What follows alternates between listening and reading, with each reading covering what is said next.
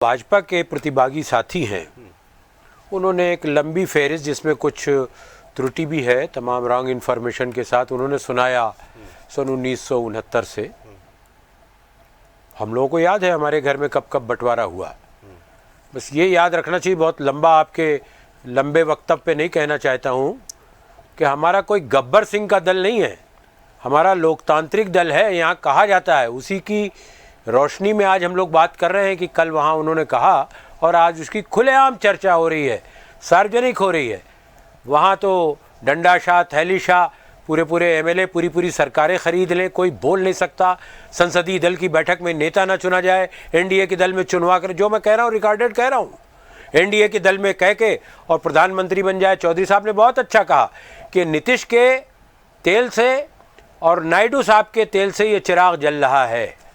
और यकीन मानिए, अभी आपकी जितनी सीटें कम हुई हैं, आने वाले दिनों में आपकी छवि और गिरती चली जा रही है। जो कुछ आप करते जा रहे हैं और गिरेगी। आप हमारे अंदर बुराई देख रहे हैं पांडे जी, बहुत स्वागत है आपका। हम जनता के बीच में आपकी एक एक जन विरोधी नीतियों को उजागर करके आपको धराशायी करेंगे, जीत कर आएंगे।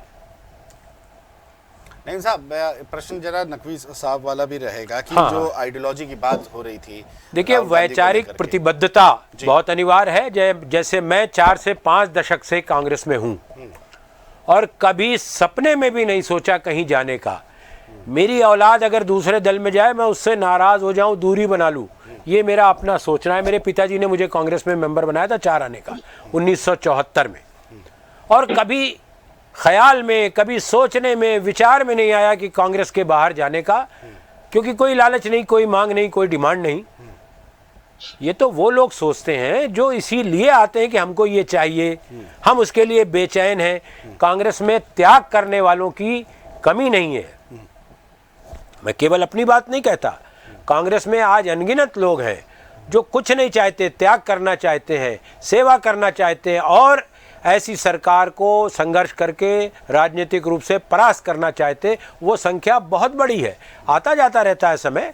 कोई आया, किसी ने कुछ कहा, किसी ने कुछ कर दिया, इससे घबराने की कांग्रेस को कोई आवश्यकता नहीं है। अभी जांच की बात है, 2-1 दिन में जब भी रिपोर्ट आ जाएगी तो उसके बाद मैं समझता हूँ दोनों मिलके साथ में काम करेंगे, कोई अंतर नहीं दिखेगा। देखिए, पहले तो आदरणीय अतहर नईम जी जो है, उनकी हिम्मत को मैं सलाम करता हूँ, दाद देता हूँ। आज की तारीख में तो कांग्रेस का पक्ष कैसे ही कोई रख पाएगा, इतनी बुरी स्थिति कांग्रेस की। क्या बात कर रहे हैं, आपके कोई राष्ट्रीय प्रवक्ता इस बूढ़े के सामने टिके नहीं।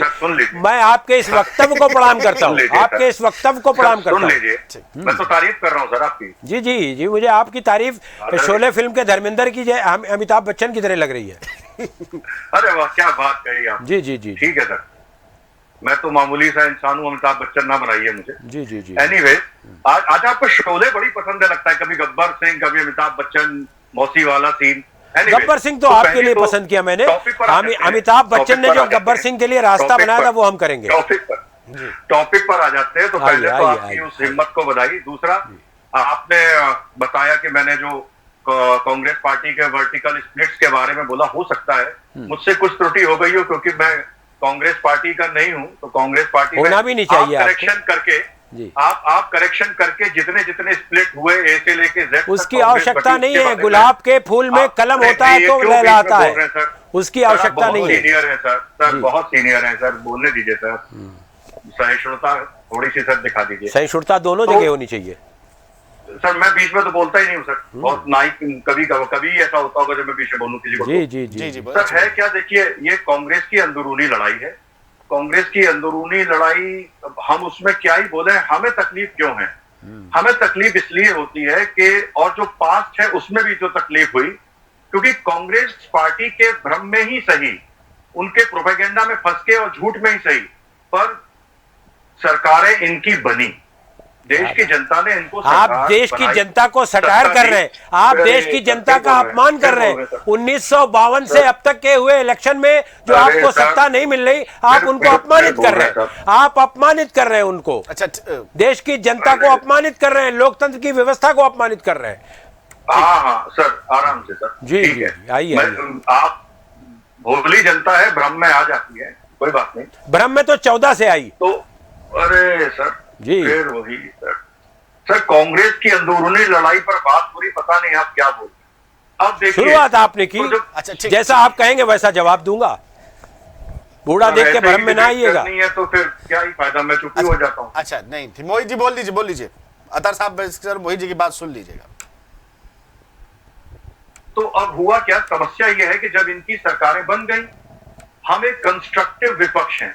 हम ये चाहते हैं, हमारे नेता भी ये कहते हैं कि सरकारें तो आती रहेंगी जाती रहेंगी, पार्टी भी किसी की सरकार आएगी जाएगी, लेकिन देश रहना चाहिए, तरक्की होनी चाहिए। जब आपकी अंदरूनी लड़ाई होती है तो उससे इस देश की जनता प्रभावित होती है। अगर आपकी सरकार होती है, और हमें उस चीज से समस्या है। अब आज कांग्रेस पार्टी जो है ना, उनका सबसे बड़ा दुश्मन कांग्रेस पार्टी खुद है। और ये पार्टी विचारधारा तो है ही नहीं इनकी, कोई शुरू से कोई विचारधारा नहीं थी। सिद्ध कर दे अपनी बारी में, आज अता साहब बता दें हमें पार्टी की इनकी क्या विचारधारा है। चलिए इसी बिंदु पे रख लीजिए, 2-4 घंटे की रख लीजिए विचारधाराओं पे। हाँ, वंशवाद और दरबारवाद से ये पार्टी चल रही है। मेहनती नेता बाहर कर दिए जाते हैं और मलाई खा रहे हैं दरबारी नेता। यही बात कांग्रेस पार्टी करी, मैं नहीं कह रहा हूं, आप ही के नेता कह रहे हैं। G23 शब्द याद है ना आपको, जो बड़े नेता थे उन्होंने जब विरोध किया, आपसे जा लगते वो कहते हैं। आप उस गुलाम नबी आजाद को कह रहे हैं, आप उस गुलाम नबी आजाद को कह रहे हैं। अरे अपनी बारी में बोली सर, डिबेट ऐसे नहीं होती है। तो आप जब ऐसी बात कहेंगे और उसके बाद समय नष्ट कराएंगे आप चैनल का दर्शकों का समय नष्ट कराएंगे। सुन लीजिए, उन गद्दारों को आपने खरीदा। अब आपकी बारी में मैं आपको बोलने नहीं दूंगा, मैं लगातार। चलिए यही सही, देख लेते हैं दोनों में कौन किसको नहीं बोलने देता है। आइए यही सही। क्रोध मत कीजिए आप, क्रोध मैं नहीं कर रहा हूँ, आप ऐसी बात कर रहे हैं। सड़क पे लड़ रहे हैं क्या? अच्छा ठीक है, शांत हो जाइए आप लोग, अपनी बारी में बोलिए। ठीक है मोहित जी, जल्दी से बात पूरी कर लीजिएगा। मैं चाहूंगा आप बहुत उपदेश न देकर अपनी बात सीधी सादी कहिए। अच्छा ठीक है नईम साहब, मैं चाहूंगा एक बार जरा मोहित जी जल्दी से बात कर लीजिए। क्रोध मत कीजिए आप। ठीक है, आप अनर्गल बात करेंगे, मुझे टोकना पड़ेगा। ठीक है, बाद में बोलिए ना अपनी बारी में आप। ठीक है मोहित जी, डपट के मत बोलिए, आपसे तेज आवाज में बोल सकता हूँ। डपट के मत बोलिए, डपट के मत बोलिए, आपसे तेज आवाज में बोल सकता हूँ। अच्छा ठीक है, शांत हो जाइए। ये दबाने का, डपटने का मत सीखिए। क्रोध आ जाता है, व्यवहार ये मनुष्य का। अपनी बारी में बोलिए मोहित जी। ठीक है, आप बारी का अवसर दे, सारा समय खा जाएंगे, सारा समय खा जाएंगे। दो विद्वान बैठे हैं, मैं बोल लेता हूँ। नहीं मोहित जी, आप जल्दी से अपनी बात पूरी कर लीजिए, और नईम साहब आप बीच में प्लीज ना टोकिएगा, फिर जो आपको लगे काउंटर आप कर लीजिएगा बाद में। हाँ, मुझे अवसर दीजिएगा। जी मैं अवसर दूंगा, सबको दूंगा। जी मोहित जी, जल्दी से बात पूरी कर लीजिए।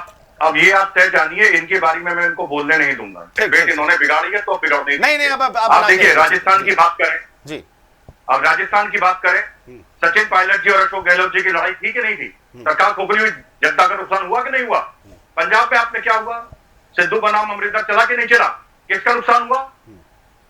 जनता का नुकसान हुआ।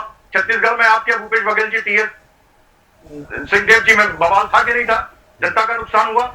पूरी पार्टी आपकी बटी हुई है, इतनी बुरी स्थिति है, और आप बोलने नहीं दे रहे। ऐसे काम, ऐसे होती है डिबेट क्या?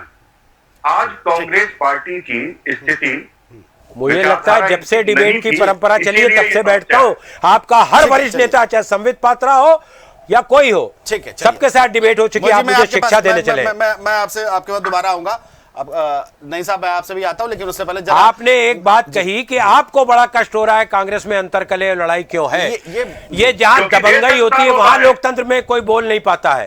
और हमने नहीं कहा कि आपने उत्तर प्रदेश के मुख्यमंत्री में क्या चल रहा है। आप सुन लीजिए, अब जब आपने विराम लिया तब मैं बोला हूं, आपके उत्तर प्रदेश के मुख्यमंत्री और केंद्रीय नेतृत्व में क्या चल रहा है। 10-12 बार बोलने के बाद यही कांग्रेस का मूल चरित्र है। ये जो झगड़ा आपका है, यही झगड़ा आप करते रहते हैं आपस में। अच्छा ठीक है, आप लोग झगड़िए नहीं, आप लोग देश के दो बड़े जब हमसे झगड़ा नहीं कर पाते, हम तो सबको प्रेम से गले लगाते हैं। हम तो प्रेम से गले लगाते हैं। हम तो प्रेम से गले लगाते हैं। जिस जगह के लिए आप कह रहे हैं, दोनों फिर एक होंगे।